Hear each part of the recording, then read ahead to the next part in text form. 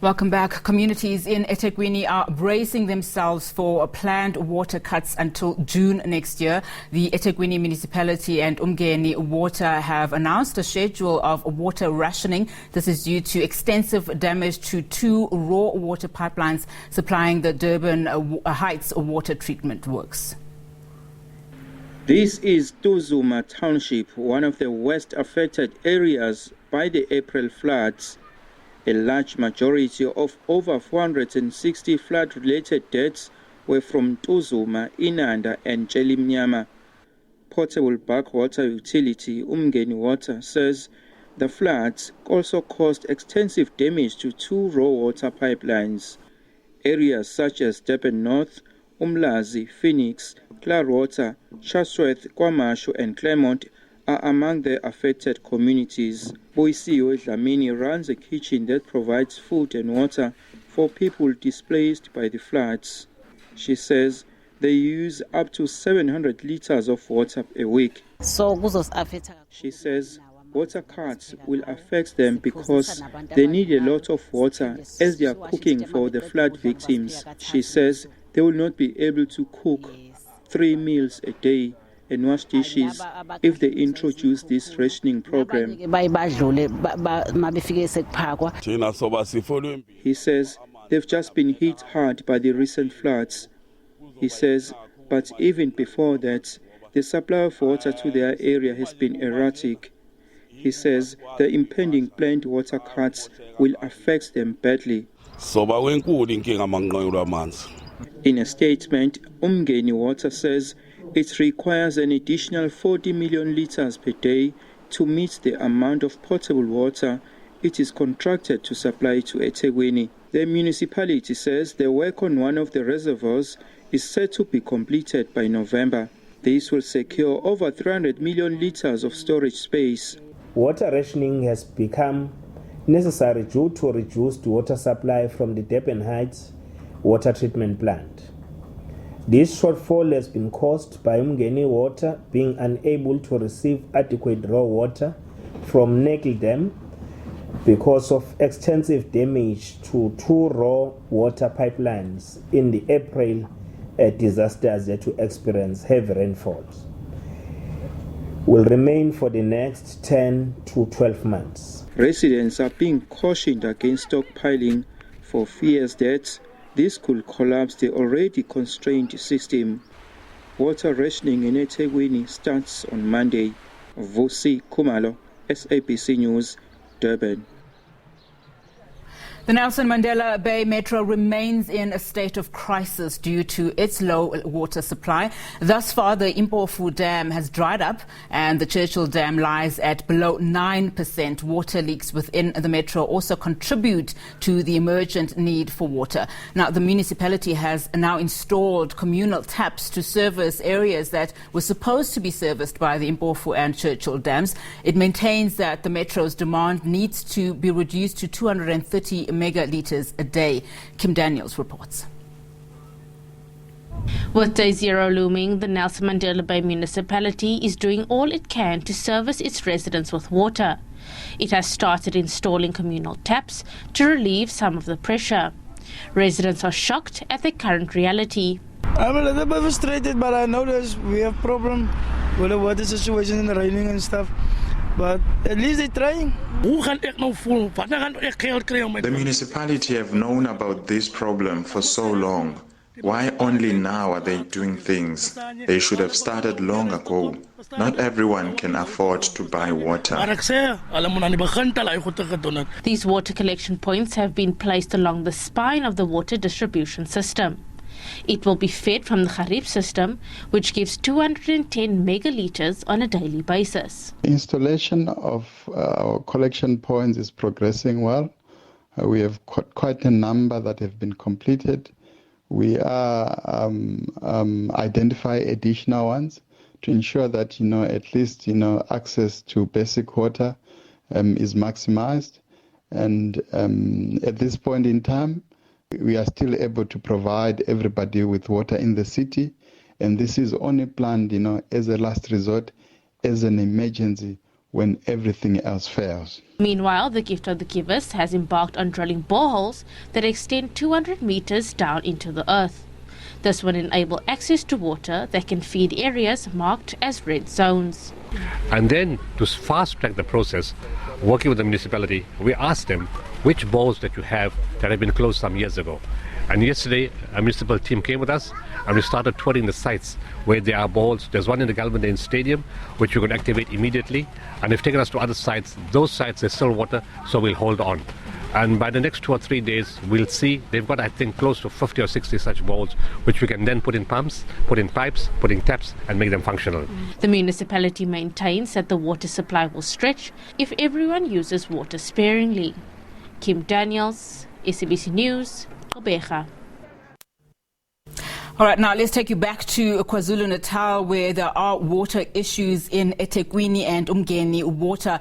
Tomorrow we'll be embarking on a rotational water supply in large parts of Durban. We are now joined via Zoom by eThekwini Water and Sanitation Head Ednick Msweli.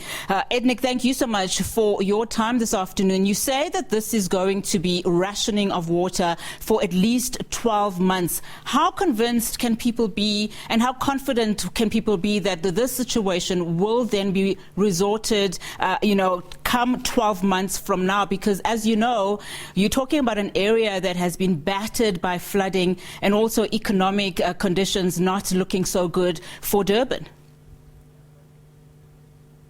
Good afternoon. The 12 months is the worst case. It's the longest it can last, and we don't see it lasting any longer than that. That's based on the programs from the contractors that have been provided to Umgeni Water, and Umgeni Water have shared those programs with us. They're convincing, so I'm quite confident that the problems will be attended to much quicker than that. Talk to us what the problem really is here. You talk about areas that will be affected are those that are supplied by the Durban Heights water treatment plant. So exactly what do the problems entail and what caused them? All of this starts with the storm damage that happened from the 11th of April. And Durban Heights Waterworks that you've mentioned supplies us about 540 megalitres a day. There is another treatment works, which is also called Wiggins. We get about 320 megalitres a day from that particular one. So Durban Heights would be the biggest of the two. There are 4 aqueducts, 4 pipelines that supply this particular waterworks with raw water. So 2 of those were damaged in the last storm that we've had. So which means as part of that, we've lost about 40 megalitres of the capacity of that works in terms of the volume of water that it should be supplying us. So that's where the problem starts. So you're dealing with this deficit in capacity of these treatment works, which is about 40 megalitres. That implies that some areas then are not getting water, such as Chatsworth, Shawcross. There's a number of areas that are affected by this deficit in supply. So that's what we're dealing with. So the rationing that we are implementing is trying to share the 500 megalitres that we are receiving across all the areas in the city that are fed from Durban Heights Waterworks, so that everybody gets some water. So you don't have some areas not getting any water and others getting all the water all the time.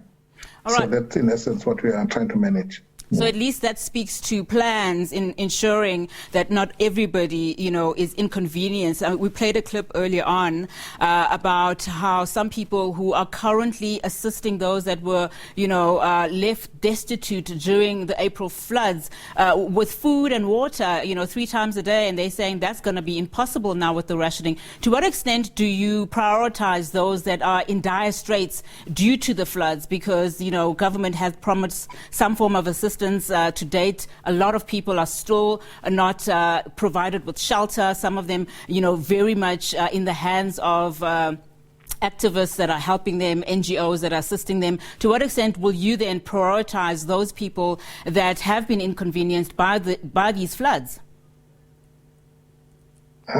Well, in terms of dealing with the storm disaster, the city's structures are still very much active. And those are the disaster management structures. So those are focusing very much on those impacted by the storm. So the focus on those communities will continue through the disaster management plans that the city has in place.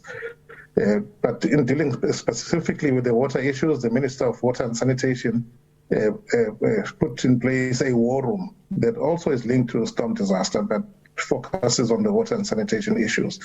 Through that war room as well, we look at specific requirements, specific needs of certain communities that emanate from the storm. So there's a sharp focus on those that are affected by the storm. And then maybe this intervention is part of, or let me put it this way, it flows from that.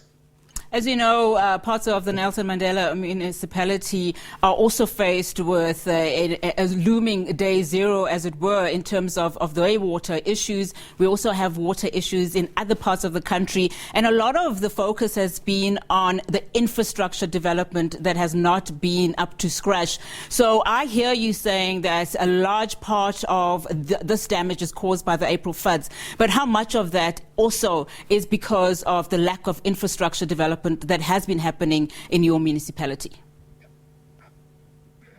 No, absolutely. We are facing the same challenge. And I think it's a good time to actually talk to some of the areas that have always been rationed. We have areas in the city like that. For example, Umlazi, it's a big township. It's one of those that we've been rationing even prior to the storm. And that's because of the issues we are now talking about, infrastructure failure. There's a big pipeline that supplies that particular area, the areas surrounding Umlazi, for example, that needs to be fixed, needs to be replaced at a huge cost. The last figures that we've got is close to 900 million that needs to be spent to fix that particular pipe. So that is a bigger challenge that the city is also grappling with. And that's really because of just limited resources. Budgets are limited. You can't fix everything at the same time. But there is a serious backlog that needs to be addressed in terms of attending to infrastructure and making sure it's upgraded. We still need to spend quite a lot of money. So, talking about money, what are the cost implications as it relates to this, this project? You are saying that 12 months is the worst case scenario. People are obviously expecting that before June of 2023, at least there will be some vast improvements in those areas that you're mentioning. So, what are the cost implications? Well, the cost that I have offered is the cost of replacing infrastructure that's been damaged by the storm. We've done some preliminary assessments.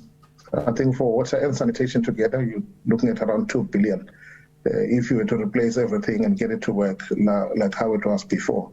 But over 1.1 billion of that is sanitation, so the balance would be water. It's really serious money that needs to be spent. But you just have to prioritize. We want to replace all of it. But the focus right now is to get it to work, get it to supply some water. An example of this is the repair we did around the Prince Msweli hospital, most people know around Umlazi, where we replaced an 800 diameter steel pipe. That's a big pipe that we had to replace. But we've done a temporary repair. That's not a permanent repair because we did not put back the 800. We've just put in a 600, a smaller diameter pipe. So you still have to go back to that later and actually do a permanent repair. And this is where the costs then escalate. But just to get it to work, to supply some water, we need some money to do just that. And that's what we're doing right now. Ednick Msweli, thank you so much for your time this afternoon. Appreciate it. Thank you. All right, that was eThekwini Water and Sanitation Head Ednick Msweli just giving us a breakdown in terms of how this water